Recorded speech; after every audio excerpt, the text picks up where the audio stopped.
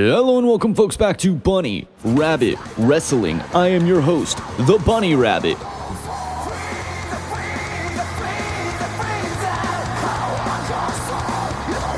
Frieza and Cooler have been long fighting for Daddy's approval. Frieza wants more and more planets. He wants to be Daddy's favorite, King Cold's favorite. Cooler felt left out of the picture. Both of these men, both of these space creatures, Frieza race creatures, whatever they are, genderless Frieza race creatures, are vying for Daddy's approval. Both of them think the other is a prick. Because I'm a prick. We'll see what Cooler has to say about that. Frieza is one ugly looking motherfucker. I don't know what that is. Making his way to the ring next is Cooler.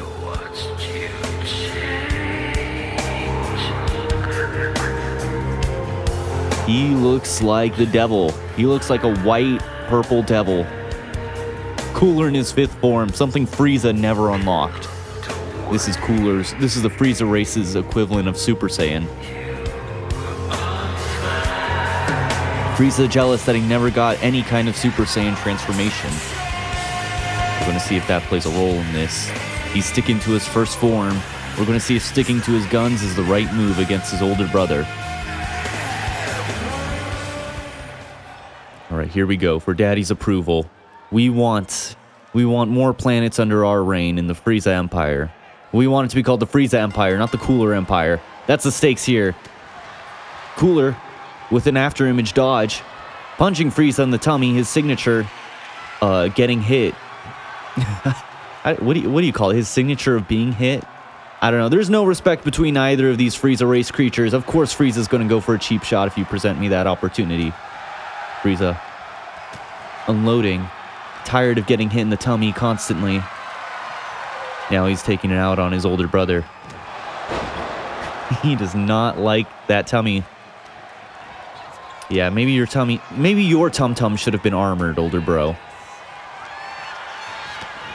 So, Goku's really good at picking up techniques from other people, right? And even Vegeta does that. He picked up how to hide his power, how to sense power levels when he fought Goku and the crew on Earth. Frieza learned how to hit people in the tummy from his many fights. As these two Frieza race creatures, keep going for these grapple exchanges. They play wrestled many, many times with planets on the line. And now we'll see. We'll see how that shaped up compared to how galaxy-destroying play wrestling works in a wrestling ring. Obviously, two very different art forms. Cooler already looks like he's ready to line up. The ice bucket drop. Oh. Okay, Frieza barely able to kick out. Frieza rolls out of the way. That one. Ref, please move. Frieza tactically running away, looking to grab at the feet of Cooler. Cooler going up top. Frieza does have, looks like he's holding back his signature, but he does have it available. Frieza going for Suplex City. No, that's not Suplex City at all. All right, we got to finish her. We're going to get this guy out of here. I'm Daddy's favorite because he's a prick. Bada bing, bada boom. 1, 2, 3. Ref, call it. 1, 2. Cooler with a kick out, though. He's not losing to his little brother that easily. Frieza lining him up once again for the the monkey-destroying attack. 1, 2, and Cooler still in this. Again, he is not willing to lose to his younger brother, especially in his first form. Something we've never even seen Cooler do. Frieza off the top rope, going for a body slam. Frog splash, 1, 2, a monkey splash, if you will. You monkey, you. Goku, you monkey. Cooler with a spear out of hell going in slow motion so we can see it. This is like when they slow the action down, but Frieza no-sells it. He does not respect his brother. Throwing him into the ref. Frieza picking up Cooler, dropping him. Frieza going for another move. I will destroy you and your entire race. Frieza being really racist against his own race, not just the Saiyans. He's just raging out right now. There's no point to this. He doesn't plan on throwing Cooler up there. He just wants to destroy. Throwing Frieza into the stairs. Cooler lifting up Frieza.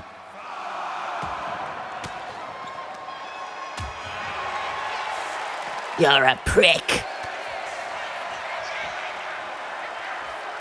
I guess Cooler is getting back into the ring. Cooler doesn't want to break the count. Cooler taunting. Cooler taunting. That wasn't very cool of you, bro. Not very cool. However, I am ice cold.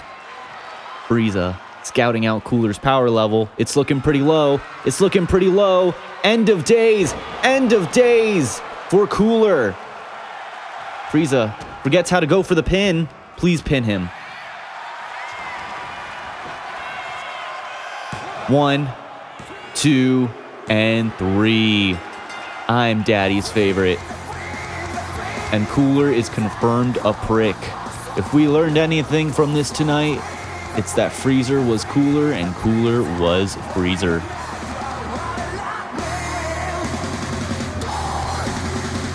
Christ, he looks ugly.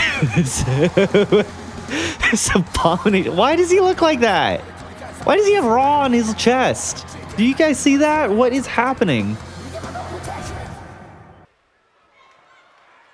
Next up on Bunny Rabbit Wrestling, we have a match that should have been done a long time ago. A master versus student match. Rey Mysterio will be taking on none other than his own disciple in Cara. Many of Rey Mysterio's disciples have failed in the WWE. Cara, El Gran Metalik, who's the other schmo? Kalisto, Axiom. No one cares about any of these guys. They were all supposed to take the crown, the Rey of Rey Mysterio, if you will. But none of them have. And it all started with this guy, this faceless man we're going to be facing. Booyaka Booyaka 69. Here he is. Standing across from him is none other than No Face of the Latino World Order, apparently. Sin Cara, known for his botches. Sin Cara claims it was all in the mask. It was all in the mask they gave him. It was so hard to see. Is that why he slipped up constantly? Nobody knows. Only Sin Cara knows. Sin Cara's held that grudge, though, against the WWE. He's looked like a joke to fans. He's so embarrassed he's not even doing his signature entrance where he flops on his face. Sin Cara's going to take it out on his master, who didn't train him well enough. You were supposed to have the torch. You were supposed to take the torch from me. I didn't want to do this. Now I'm 60 years old. My body's breaking down. I could barely do any flips. I'm moving in slow motion. You see this, man? And I'm still running laps around your ass. Rey Mysterio immediately taking a hold of his disciple. Rey Mysterio appears to be having an attitude issue, does not approve of Sin Cara. He's made Lucha Libre look like a joke in the WWE. It's all your fault. You're why I'm like this. You did this to me. Rey Mysterio taking control of the DDT from Rey Mysterio. Off the rope, off the ropes, going for the pin. Rey Mysterio. 1. Sin Cara with a kick out of 1, though. Rey slowly but surely dismantling Sin Cara. Sin Cara no-sells it. Sin Cara no-sells it, but breaking his knee, injuring Sin Cara on live TV. Rey Mysterio does not like this man. He's wrestled in a mask for years. And look at him. He's doing just fine. He's only got 1 million injuries. Oh. Holy shit.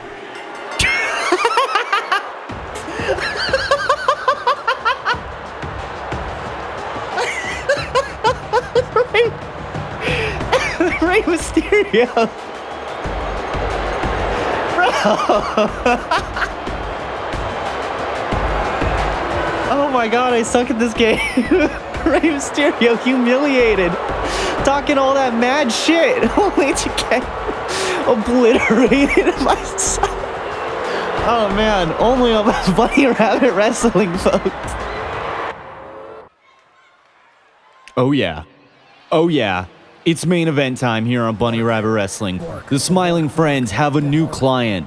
It's Bork Laser, Bork, the Bork, Bork, Bork. Making his way to the ring, the big, the bad, Brock Lesnar. Former UFC champion, former WWE champion, the wrestling accolades of this man, the accolades of this man, period. He's lived an incredible life. He's been in the NFL. He's been in the military. This is a man's man, but he is unhappy. He's yet to smile. It's been a long time since this pleather-clad cowboy Brock Lesnar has smiled. Ever since being accused of liking piss, his reputation's tanked. People know what this man is. He's a piss drinker. He's sad about it because that's all people see when they look at him. Piss boy Brock Lesnar. So it's up to the Smiling Friends. It's up to the Smiling Friends in order to stop the beast, in order to make him happy, get back to having him do what he loves. Smiling Friends are taking this seriously, as you can tell. The authors of pain, Charlie and Pim. Charlie's got his game face on. Pim has one big eye, just like in the show. Dressed in their Halloween outfits for their entrance. These men are making their way to the ring. They're ready to kick some ass. They need to make Brock smile. This is a 1-on-2 handicap match. The rules for this match is I must defeat both Pim and Charlie, or I need to pin at least one of them. Pin/submit one of them. Both of Charlie. Taunting. I'm not sure if that's a good idea against Brock Lesnar. Brock Lesnar is going to have difficulty isolating either of these two. Looks like Brock looking to take out the little man for... Pim going for a submission. Pim does have a jiu-jitsu background. As we all know, Pim is an expert jiu-jitsu guy. Charlie's an MMA coach, as we all know from the episode where he's helping Mr. Frog. Mr. Frog was able to defeat all those MMA fighters thanks to Charlie's coaching. Charlie hits the gym frequently. He is strong as an ox. The difficulty is on normal, so the challenge here is being able to take out both of these guys. Pim and Charlie looking to be putting up an impressive fight against, again, a man with the accolades of Brock Lesnar. Brock Lesnar is going to have to rely on their cockiness, their 1-on-2 cockiness, as they appear to be taunting quite frequently.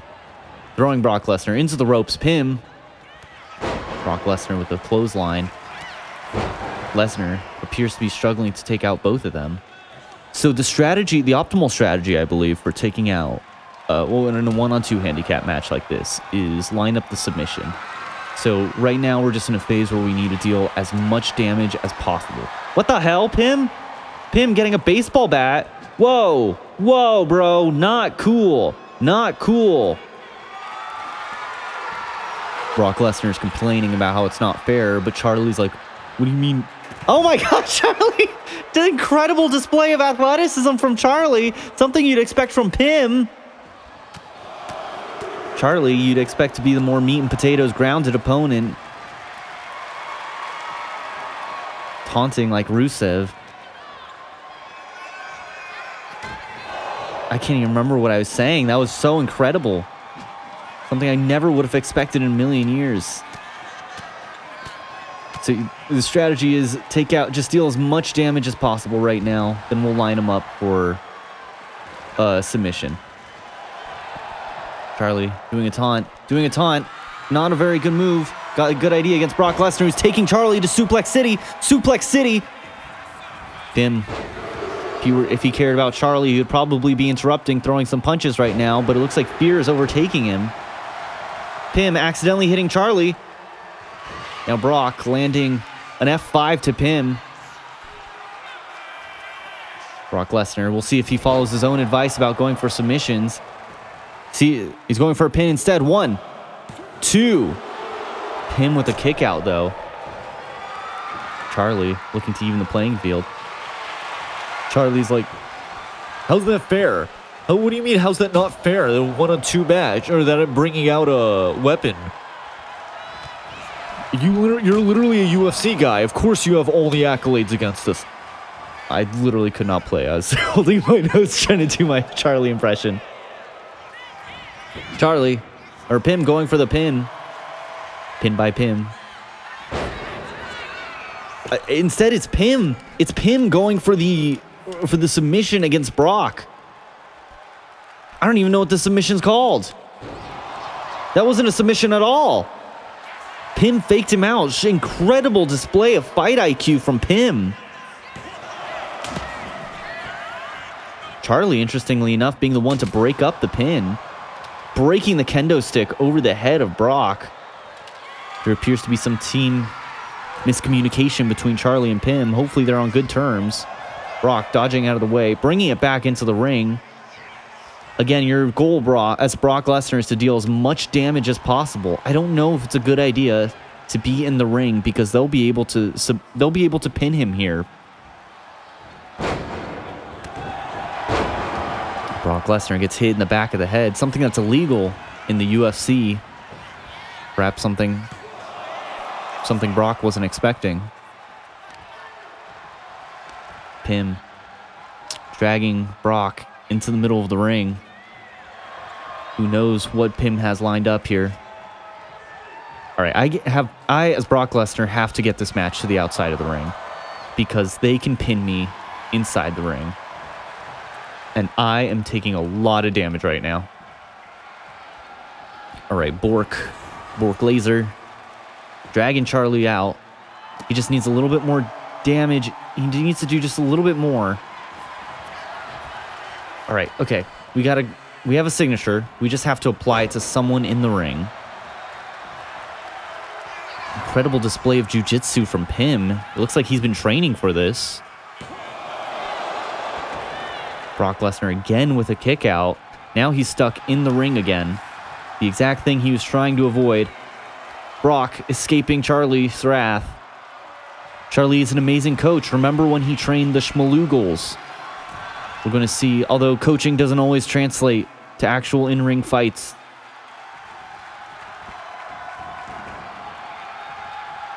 My goal, I need to isolate them. Brock almost hitting the ring post accidentally. Pim, incredible counter. Incredible counter from Pim. Pim almost seems to be reading Brock. You can tell he's put in a lot of effort into keeping up with this beast. Charlie making this high stakes. Making this a high stakes match. Kendo stick. Brought into the fold. Suplex City from Charlie. That's not Suplex City at all. Brock appears to be down. Motherfucker. God damn it. Charlie with a Superman punch. It's okay. We're on the outside. We can't get pinned. That's why we're out here. Pim. Again, the numbers game are taking a toll on Brock Lesnar, as strong as he may be. There's only so much you can do about that.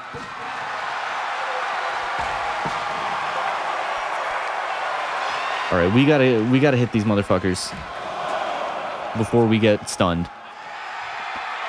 Brock taking control again.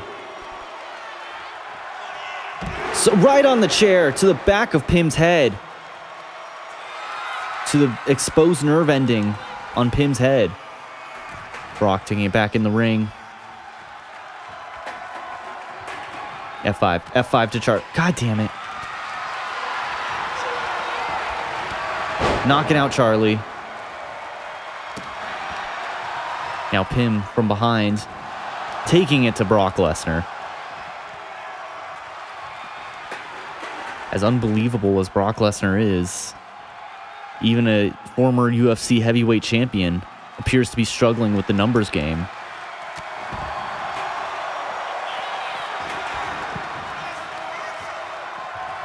All right, whoever gets in here first, you're getting tossed right back out.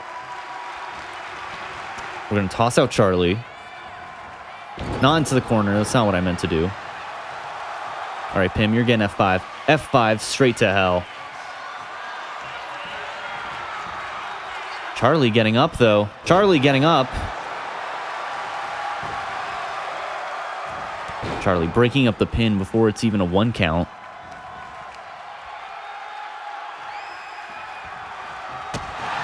Kick to the face of Brock. But Brock still with an easy kick out. Brock appears as unstoppable as ever.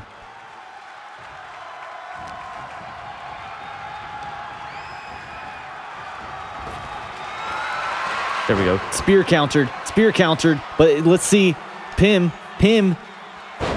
was ready for it. Brock Lesnar is going to have to instant recover this. Brock Lesnar desperately running away, trying to recollect himself. I don't know if Brock Lesnar can do this, to be honest. This numbers game appears to be too much for him. Throwing Pim. There we go. Charlie's going to get F5 straight to hell. F5'd straight to hell. Charlie's stunned. Staring up his big nose. 1, 2, 3. Oh my God. Charlie took the pinfall. Pim, the look of frustration on Pim. Charlie, Mr. Macho Man himself, was the one who ate the pin. Brock Lesnar has a smile on his face now. He may not look very happy, but we know he's smiling inside. He's still got it. This 50-something-year-old man has still got it. Thank you, folks, so much for watching another episode of Bunny Rabbit Wrestling. I've been your host, The Bunny Rabbit. Be sure to like, comment, and subscribe for more. Bye-bye.